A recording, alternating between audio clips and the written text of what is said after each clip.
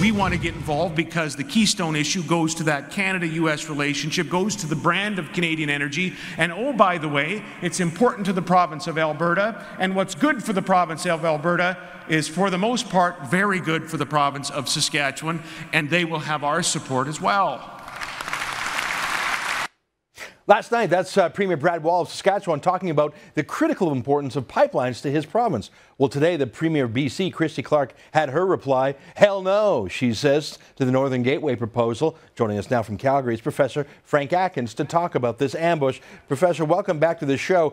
Out of the blue, she waited till after the election was over to reveal what she clearly was thinking all the whole time. Hell no, she says to Enbridge. What's your take as an Albertan? This is the most hypocritical thing I've ever seen in my life. Here's a woman whose economy depends very critically herself on oil and gas. She's saying that our pipeline going through there doesn't meet environmental standards. When you look at what's going on in Victoria, the capital of British Columbia, they're dumping raw sewage into the channel every day. That doesn't meet environmental standards. This is the biggest hypocritical thing I've ever heard come out of her mouth. Well, it's junk science. I mean, it's junk environmentalism. This Enbridge pipeline would be built with 21st century technology. I mean, it would be the newest, best regulated pipeline in Canada. Of course, there are pipelines in British Columbia right now. British Columbia needs oil and gas right now. If the Enbridge Northern Gateway pipeline can't meet her standards, surely nothing else in that province can. I think she's just making it up as she goes. Well, I've always thought she wasn't quite that balanced, and now this just shows it.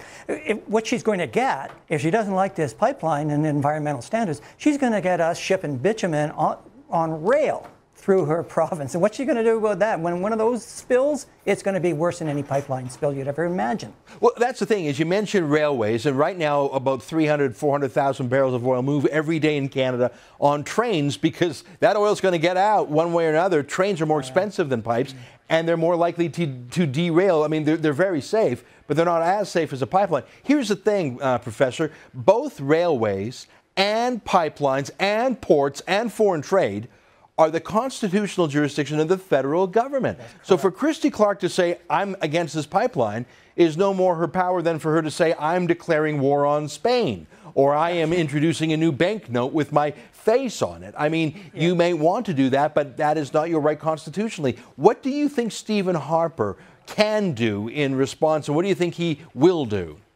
Well, I think he stayed in the background until after the election, which is a smart thing for him to do. But I think probably what he's doing right now is he's working the channels in the background. He's pushing, he's implying subtle pressure. But what she's done by today's declaration is she's basically declared war on Ottawa. Ottawa wants this pipeline. Ottawa wants the bitumen to move both north and south. And if Ottawa wants it, Ottawa needs it also for the tax revenue, and Ottawa's not going to lay down on this one. So if he can't get subtle pressure in the background, he's going to step right in, I'm sure. And this is going to be, she's invited a constitutional battle, and she's going to lose this one because she doesn't have any jurisdiction over it.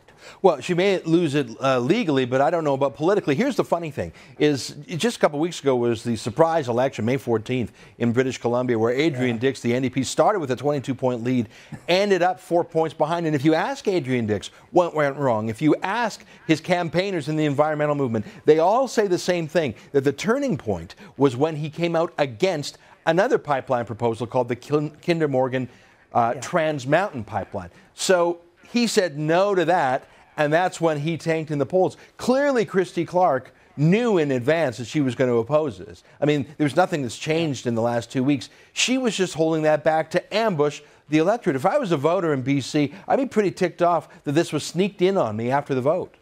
I agree with you, and this is exactly the modus operandi of our premier here. She did the same thing during the election. She hid all kinds of budget problems from the electorate, lied to the electorate, waited till after the election. She got elected, and now we're getting the truth. You got to get tired of these politicians doing this to people. Well, here's the thing. Stephen Harper, I agree with you, can constitutionally and legally push this through. But there's two things standing in his way. First of all, if he looks like he's going to run roughshod over BC, he may lose some support in 2015. And there's a lot of seats up for grabs in BC. And second of all, there are the environmental extremists, many of whom have frankly paid Indian bands. 2 Indian bands in BC have taken tens of millions of dollars from foreign foundations.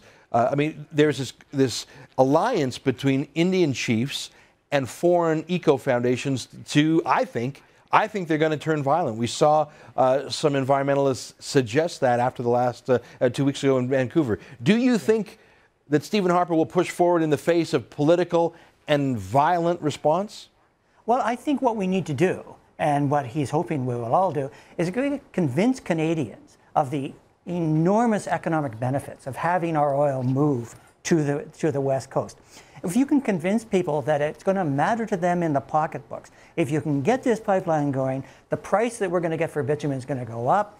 We're going to get all kinds of infrastructure and all the schools people are screaming for. We'll have the money for it. And you got to convince people this is an economic issue. The environmentalists hopefully will lose it. If they turn violent, the public will turn against them. Maybe this is what's going to happen. They'll turn violent, the public will turn against them, the public will say, look, we need the money. We need the infrastructure. Let's get this oil going. That's the best case scenario I can. Well, Frank, you think the public will turn against them. I'm not quite so sure. I think the media party will be with the rioters. Thanks for joining us today on this Bad News Day, Professor. Yeah. Folks,